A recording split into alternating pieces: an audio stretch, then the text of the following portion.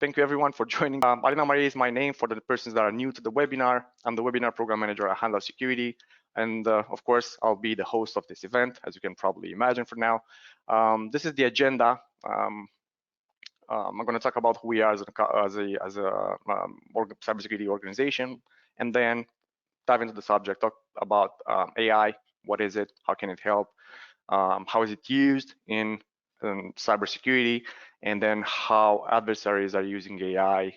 And then, of course, we also have a Q&A session where you can ask any questions that you may have during the webinar. And at the very end, I also have a surprise prepared for you. I think you're going to enjoy it, so please stay with me up until the end.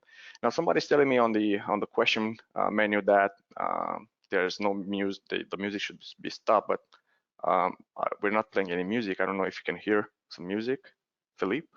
All right, so it may be an isolated case. I'm going to continue. Let me know if there are problems with the broadcast again. So who we are as a cybersecurity organization. We are a leading European provider of cloud-based cybersecurity. We are based in Copenhagen in Denmark, and we've been invented by the winners of the World Hacking Championship that's named DEF CON Capture the Flag. There you'll see teams from the likes of the FBI, NSA, other big security companies and freelancers competing against each other. And our guys won the championship for 2 years in a row in 2011, 2012, and then came back home. They said, you know what? If we can win this tough championship with our product, we can for sure fend off some hackers. So this is how they kind of lay the foundation of Heimdal Security. We've been in the market with the product since 2014. We have some of the market leading products in proactive threat prevention, and our threat intelligence is appraised by the FBI. It is endorsed by the MC3, which is the Danish cybercrime police. And on another train of thoughts, we are honored to be recommended by the Royal Bank of Scotland as their preferred cybersecurity solution for their business customers. And as you can observe from our logo, we take our Northern heritage very seriously. The name Heimdal originates from the Northern mythology. He was the ultimate guardian that was protecting the Rainbow Bridge, the Bifrost, which connected the home of the gods, the city Asgard, with the Earth realm, basically with planet Earth. And this is pretty much what we do as a cybersecurity as well. We are protecting your machines, making sure that no malware can get from the internet into your machines, and then that no malware can exfiltrate data from your machines to the bad actors out there on the internet, and that they will be stopped. So that's a very, very quick introduction of we as a cyber security company. Now, let's talk about AI. So I was saying that, when you cannot hear me, that the Encyclopedia Britannica was describing and is describing artificial intelligence as the ability of a digital computer or computer-controlled robot to perform tasks that are commonly associated with intelligent beings. And the term is frequently applied to the project of developing systems that are endowed with intellectual processes and characteristics of humans, such as the ability to reason, discover meaning, generalize, or learn from past experience. And some of the examples that I want to give you that are, maybe very well known nowadays would be the intelligent assistants such as Siri or Alexa. Drone robots, you may have seen them on YouTube, chatbots, email spam filters, even the recommendations that you get for music on Spotify or for movies or TV shows on Netflix, that's AI. But I chose the Terminator because to me it seems as one of the most iconic figures when it comes to AI. And I think many of you are familiar with the character. But for those who aren't, he was used for different purposes, such as AI is used nowadays. It was used for good purposes, but also for bad purposes as well. And I'm going to talk about how AI is being used for bad purposes, let's say, by threat actors. But for now, let's focus on, how can it help, and how is it used in cybersecurity. As you may recall, the Terminator was able to learn from past experiences. He was able to adapt on the fly based on the context around him. And this is what AI and machine learning, which is basically a subset of AI that uses statistical techniques to give computer systems the ability to learn, basically without programming, of course. These have become crucial technologies in cybersecurity. And artificial intelligence can analyze millions of events, and it can detect various kinds of cyber threats, from malware to phishing attempts. Basically, the more data you feed an AI model, and the more accurate the data, the more it will evolve, and it will be able to learn and get smarter. So let's see, how can it help in cybersecurity? Well, it can help with human error, first of all. Even the most experienced IT teams can get tired if they have to deal with too many manual processes, and responsive tools such as AI power tools could help them find and mitigate issues a lot easier. They can also help with repetitive activities, because manual processes can be done by humans, but they will not be done in the same exact way each and every time. Whenever possible, that process of automating repetitive tasks can also be attributed to AI that's using machine learning to learn and even get better at performing those tasks as well. It can also help with identifying new threats and predicting new threats as well. New and unknown cyber threats are dangerous because they can deceive IT teams and slow down their reaction time, or they can even go completely undiscovered. And machine learning and AI can find similarities between possible new threats and past threats, and then make correlation about them, and identify the new ones or possible new ones more efficiently. AI can also help with threat alert fatigue. Nowadays, a decent cybersecurity strategy should imply having more cybersecurity protection layers, right? But that means potentially more sources of alerts. And when you're overloaded with alerts, that it's actually called threat alert fatigue, because you don't really know on which one to act, what's the priority, and how should you prioritize those alerts. And AI and machine learning can help with that. They can provide maybe simplified versions of reports, or they can even prioritize the alerts based on their past learnings or your previous interactions with the systems. Of course, they can help with threat response time as well. This is basically one of the parameters of efficiency in cybersecurity.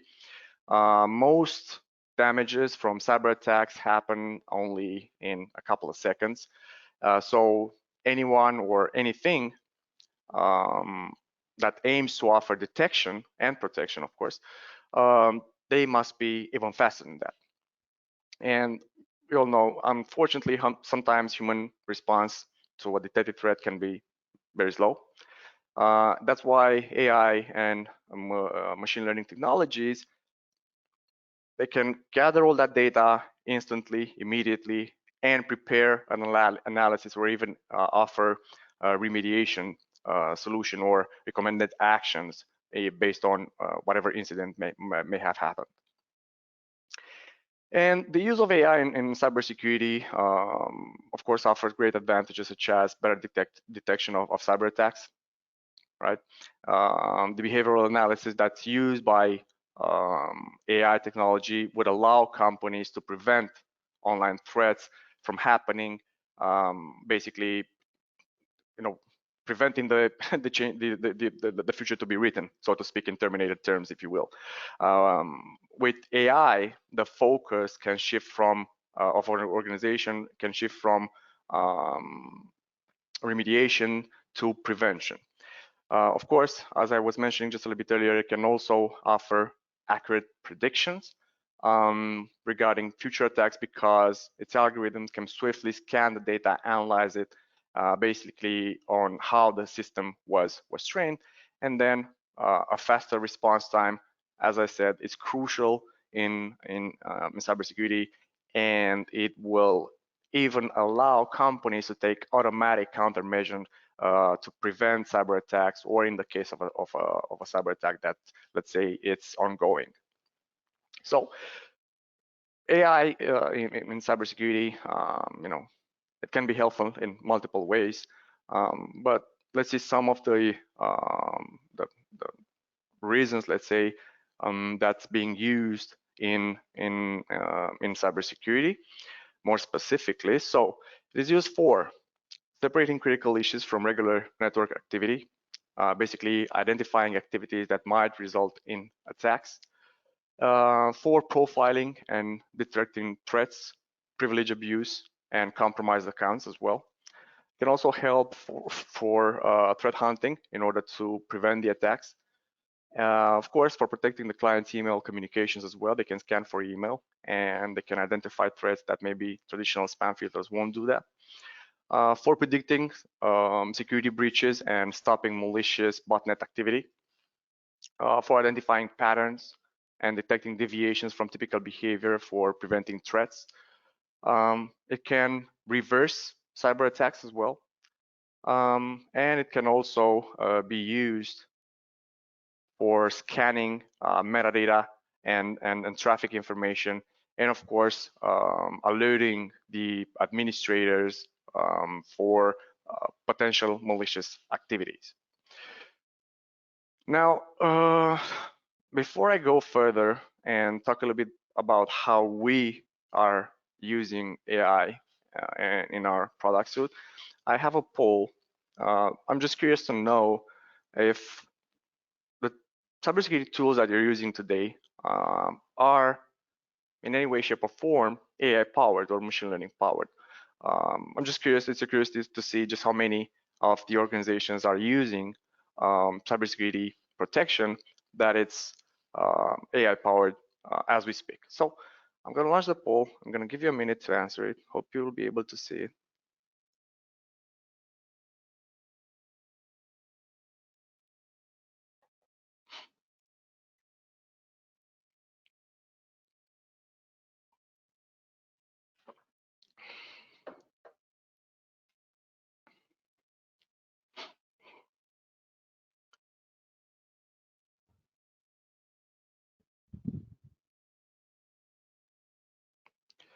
Right, it's pretty tight. Still 30 seconds left to vote.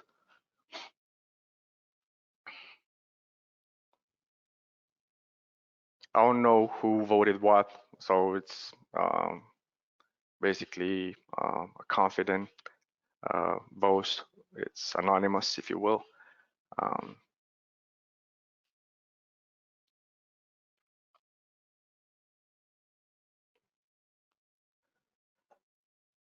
All right, so time's up.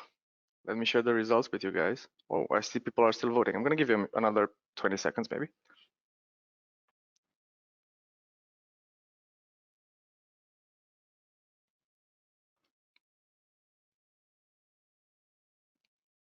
All right, so I'm gonna close the poll now. Let me share the results with you. Hope you guys can see them. So it seems that the majority of you are not using a cybersecurity solution of any kind that's AI powered, whereas there are still 38% of you that do. And I would say that the reality is that there aren't a lot of companies out there offering AI powered cybersecurity solution, and this could potentially be a reason. It's I would say something that's somehow new in cybersecurity. And obviously, this will become more and more, let's say, adopted even by the cybersecurity organization, but by the users of the cybersecurity organizations as well. So now we have this result. Thank you very much for answering the question. It's very informative and good to know. Now I'm going to go to the next slide. Okay, so you can see my screen. Good. Now I'm going to talk about how we're using AI. Obviously, I'm not going to get into every nut and bolt, very highly maybe technical presentation of how that's used. But I'm going to tell you, which are the modules that use it and how that works at a high level. So we do have AI as a basic component of our Heimdal suite, and the Heimdal threat prevention solution. It's a solution that is comprised of two modules. One is the network protection, and one is the endpoint protection. And both are powered by the Dark Layer Guard and Vector and Detection modules, which have AI at their core. Dark Layer Guard, it is fueled by our AI-driven character-based neural network intelligence, and it has a 96% accuracy in the ability of detecting and predicting tomorrow's threats today. What that means is that, for instance, if malicious actors would be setting up malicious domains today, but those domains themselves are not being used for malicious purposes as we speak or now, our AI would be able to identify if those are being actually set up today to be used for malicious activities in the future. And then we can block them even today when no one else can. The Dark Layer Guard is the endpoint engine. It is the world's most advanced endpoint DNS threat hunting tool. And it borrows our threat to process correlation technology that it basically allows you to spot processes, users, URL, and attacker origins that are being used to infiltrate your network. And it works in tandem with Vector and Detection, which is also AI powered. It's a pattern recognition engine that would give you HIPS and HIDS, which are host intrusion prevention and host intrusion detection systems, as well as IOA and IOC, which are indicators of attack or indicators of compromise, to be able to spot hidden malware that's unknown, and it works independently, so it can detect those independently of the code or the signature of the malware. And with the help of these two modules, you can hunt, you can detect, and you can respond to advanced persistent threats, to data leaks, to ransomware, and of course to network malware as well. Now, if we're moving a little bit further, we also have our next gen endpoint antivirus. This one's using heuristic behavior-based engines that are also powered by AI in order to monitor the processes and process changes. It uses 4 stages of scanning to detect and identify even the most advanced threats. It uses local file and local signature and registry scanning, real-time cloud scanning, sandbox and backdoor inspection, and of course, process behavioral-based scanning. And we have AI also powering our email security products with our Heimdal fraud prevention that monitors communication for false communication and malicious emails in order to prevent CEO and financial fraud, business email compromise, and it does so by using 125 vectors. I'm not going to talk about all of them, but some of the most important are IBAN and account number scanning and even blacklisting, attachment modifications, link execution and scanning, and man-in-the-middle detections as well, and many others. Basically, the fraud prevention is able to also learn the communication patterns of the sender in order to detect the smallest deviation, the smallest modification, and basically intercept if there's a potential of fraud attempt there. So since we're talking about how we are using AI as an organization, there's a short little story that I want to talk about. It actually happened a week or two ago, and our AI was able to actually discover a cryptocurrency scheme. And this is how it went down. So what happened was that the entire phishing campaign was planned out by a very, very organized group. What they did, they prepared their attack, they prepared the environment well in advance. They have basically created fake news websites about cryptocurrency. And cryptocurrency, we all know it's very popular today. It's a very hot topic. Everyone would just be drawn to that, to those websites. So by doing so and creating these like a very long time ago, they could increase their rankings as in the search engines and appear as legit and trustworthy websites, if you will.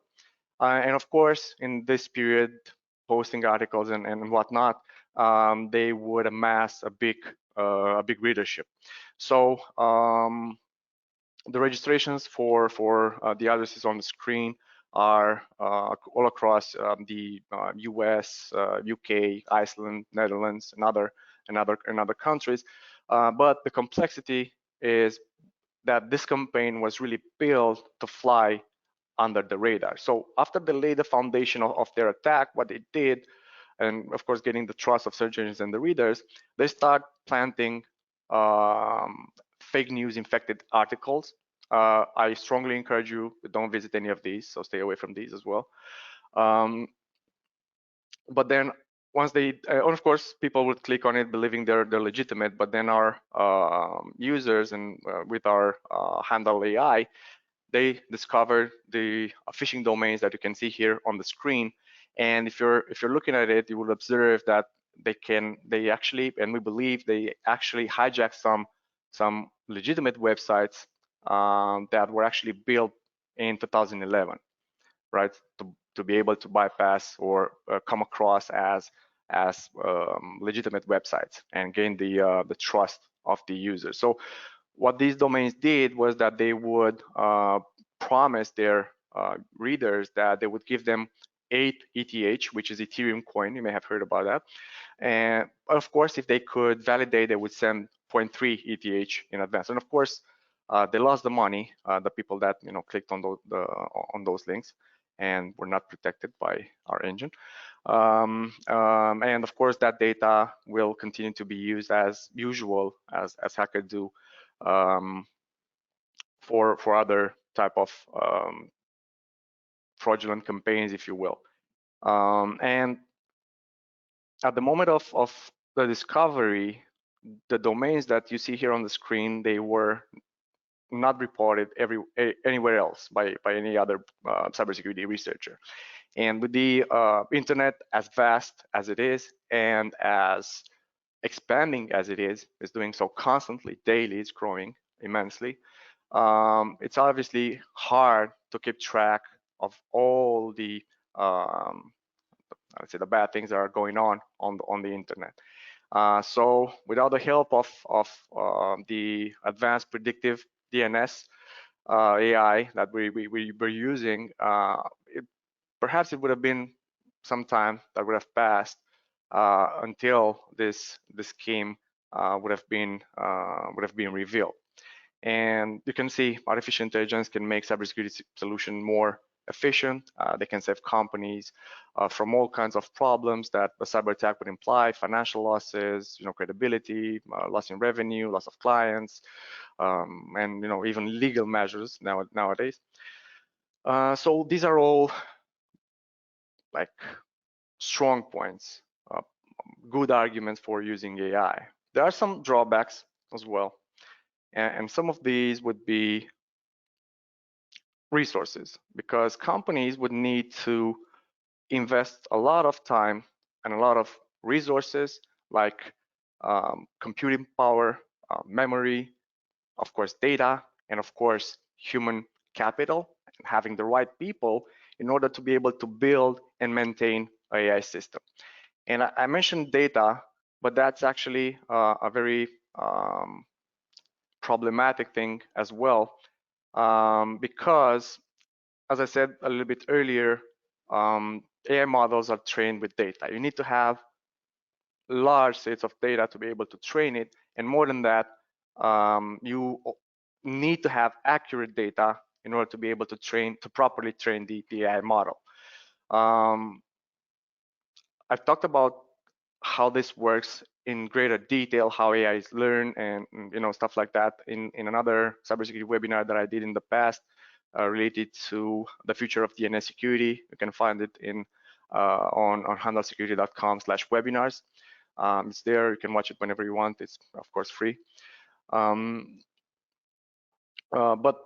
security teams really need to get their hands on a lot of different data sets, malicious codes, malware codes, anomalies, and some companies just don't have the resources and the time to allocate into this and be able to secure all these data sets that are used in training the AI. And of course, I mentioned at the beginning of the webinar that it's not just the good guys that are using AI. The bad guys do so as well. And you may be wondering, how are they using AI and how is it accessible to them? Well, they can use AI for testing and improving their malware, right? Making it resistant even to AI-based security tools. They can use neural fuzzing, and fuzzing is basically the process of testing large amounts of input data within the software, basically to identify its vulnerabilities. And of course, it leverages AI in order to be able to quickly test large amounts of random inputs. And of course, this is a way that the hackers can learn about the weaknesses of a target system by gathering this information with the power of neural networks. Another way is that the hackers can develop even more advanced attacks and even conduct attacks on traditional security system, or as I mentioned, AI boosted systems as well. And AI can also improve certain Trojan malware, where they would be creating basically new versions of themselves to fool detection routines and patterns. And that's actually one of the biggest concerns regarding the AI use in malware, is that the new strains would be able to learn from detection events. Really, they would be able to determine what caused this detection and then avoid that behavior in order to avoid the security measures in the future. For example, if a worm code was the reason for its compromise, they can have automated scripters that would actually rewrite the code, and next time it would avoid that security measure as well. If there were attributes of behavior, what's doing, what process is it running, what task is it calling, and stuff like that, then it can add even more randomness in order to avoid the pattern matching rules. And there was also here I want to talk about a notorious AI-powered cyber attack. It happened quite some time ago. It was cited by Euler Hermes Group. They didn't disclose the name of the involved parties, but this only comes to reinforce that the fact that when rogue AIs are unleashed, they can have devastating attacks if you're not properly prepared. And for those of you that aren't familiar with the incident, the highlights are that the CEO received, it was a well-renowned UK company, they received a phone call of what sounded to be like its boss, and he was asked to pay $220,000 euros to a supplier in Hungary. And the investigators of the attack, they declared that the victim was convinced he was talking to his actual boss. There were no loud inflections, no tremors, everything sound as it should. And of course, unfortunately, he transferred the funds without hesitation. And I think here's what the hackers done wrong, if you ask me. They called a second time in the exact day and ask for another payment. This is when it kind of raised the red flag for that guy. But the investigators of that attack revealed that it was an attack that employed a never before seen technique that involved the use of machine learning. Basically, with a lot of machine learning coaching, as I said, you can teach AI not only to recognize the speech, such as you're doing with Siri or Alexa. It would know who's talking, like different user profiles and stuff like that.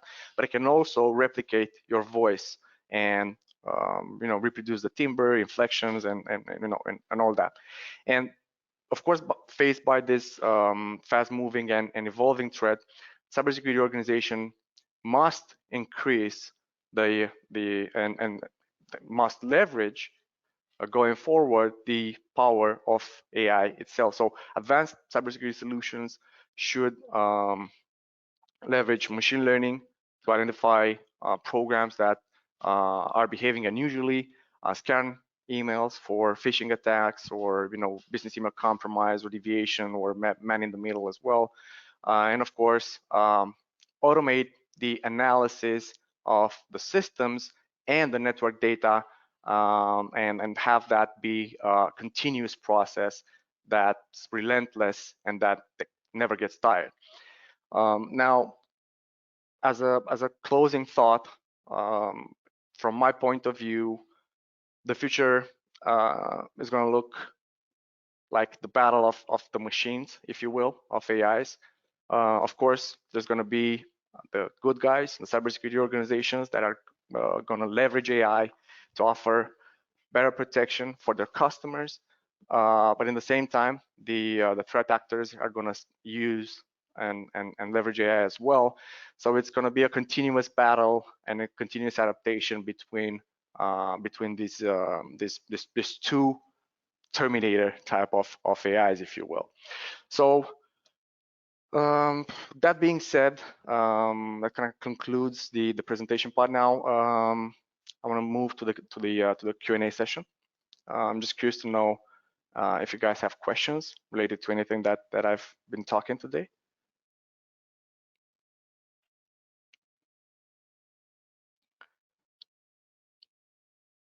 Right, someone's asking if we provide a participation certificate.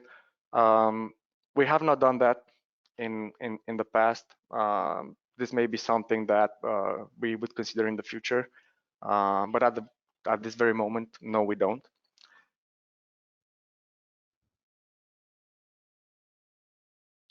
Someone is also asking how committed is Heimdal to using AI? Well, I mentioned a little bit earlier that we have AI now at the core of our products, and of course we are not 100% happy with the 96% success rate of the detection of predicting attacks. We want to make that even better, but also include AI and make it smarter and make it communicate seamlessly between all the modules from the Heimdal Security products as well.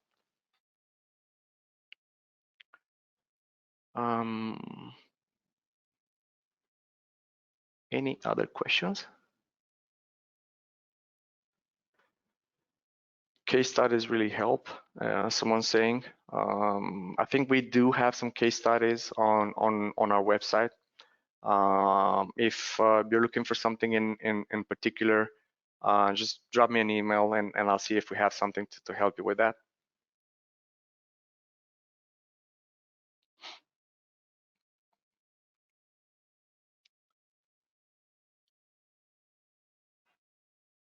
Someone is asking if we would be able to get intruder IP and location. I would say that it depends. We'd have to be more specific on what's happening and how they got in. But within our unified threat dashboard, we can basically help you locate the exact machine that's being attacked or the machines. And with some of our products, we can even map out like processes that started the attack and also see what IPs they were calling in order to maybe download, like if we're talking about ransomware, for instance, to download more payload in order to be able to expand or start encrypting your data or whatnot. Someone's asking if offensing AI versus defensive AI, how do you shore up the defenses? Well, I'm pretty sure that the amount of data and the resources that we as a cybersecurity company are investing and putting into this and the effort and the people that we have are going to help us stay ahead of the game. Probably 99% of the time. I don't want to sound like very arrogant or anything, but I'm very confident in what our guys and our products can do. Someone is asking, how will quantum computing impact AI cybersecurity systems? Well, I'm not quite sure what to say to you about this now, but what I will do is I'm going to have a conversation with our AI and machine learning engineer. His name is Valentin Rusu. The webinar on the next gen DNS. I've done it with his help as well. And he has some very good points there. Maybe that would help you as well. But I'm going to ask his really in the core of building and training the AI. What are his thoughts about it? Maybe we'll do a webinar about this as well in the future. Now I can see the other questions. You're welcome. I can see that the other questions are getting a little bit more technical. How our solution behaves with the obfuscation techniques and stuff like that. Obviously, I'm not at the liberty to be able to talk about all the ins and outs of our products. But if needed, I'll can get back to you with an email, be more specific about it if you have like some actual examples that you are concerned about, and then if needed, we can perhaps provide you an answer in an email after that. Right. So I think these are all the questions. There are, as I said, there are others that are a bit more technical, which I'm going to get back to you by email with answers. I'm not going to get into a lot of details about technicalities of the products as we speak. And I thank you very much for the question, for the interactivity. I thank you very much for participating in the webinar. I hope you enjoyed it. And now the last thing is the giveaway.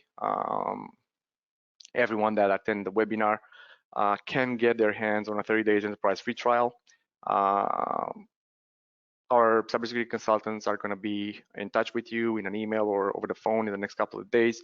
That's also your chance to ask, as many questions as you'd like about the products, pricing, and even, perhaps more technical details. I'm sure they can help you with that as well. They're going to help you with a free vulnerability assessment as well. So make sure to also mention that to them as well if you're looking to have that as well. And of course, an email is going to come from me with a free Heimdal threat prevention home license key for 1 year and 3 devices, so that you have that DNS protection as well on your home devices and be more secure at home as well. And with that being said, I would like to thank everyone once again for participating in the webinar, for the questions. I hope you found the information useful.